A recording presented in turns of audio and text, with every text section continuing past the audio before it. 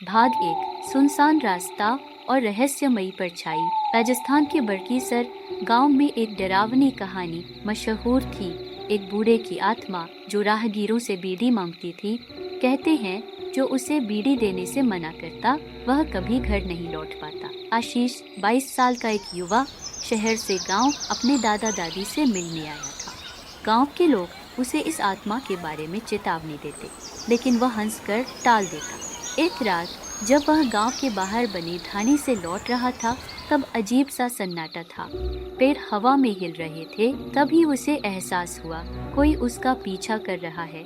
जब उसने मुड़कर देखा तो सड़क के किनारे एक झुकी हुई परछाई दिखी। एक बूढ़ा आदमी, फटे पुराने कपड़े, झुकी हुई कमर और धुंधली आंखें।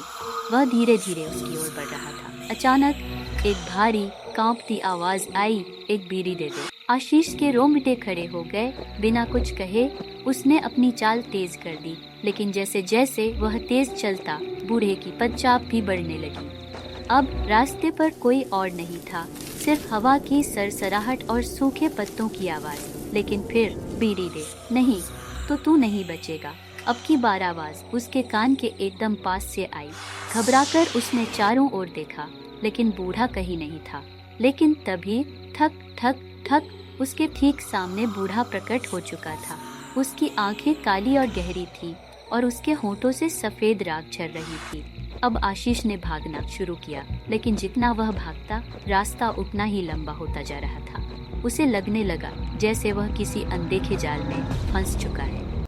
आखिरकार किसी तरह वह दौड़ता हुआ अपने घर पहुंचा और दरवाजा बंद कर लिया। उसकी सांसें तेज चल रही थी, लेकिन तभी कमरे में बीड़ी जलने की गंध फैलने लगी। आशीष का दिल जोर से धड़कने लगा। उसने दाईं ओर देखा और आईने में बूढ़े की परछाई दिखी। अब तक कमरे की लाइट झपकने लगी थी। दरवाजा जोर जोर से धड़धड़ाने लगा। बूढ़े की डरावनी आवाज गूंजी, बीड़ी देगा या अपनी जान।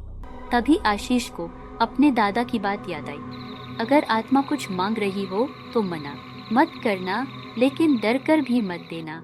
हिम्मत जुटाकर आशीष ने जेब से एक बीड़ी निकाली और जमीन पर रख दी। बूढ़े ने झुककर उसे उठाया और जैसे ही उसने एक कश लिया, उसकी आंखों में सुकून उतर आया। धीरे धीरे वह धुएं में बदलकर गायब हो गया। सुबह जब आशीष उठा तो दरवाजे के पास एक जली हुई बीड़ी रखी थी। गांव वालों का कहना था कि अब वह बूढ़ा आत्मा किसी को परेशान नहीं करता, लेकिन रात के सन्नाटे में कभी कभी बीड़ी के जलने की हल्की महक अब भी महसूस होती है।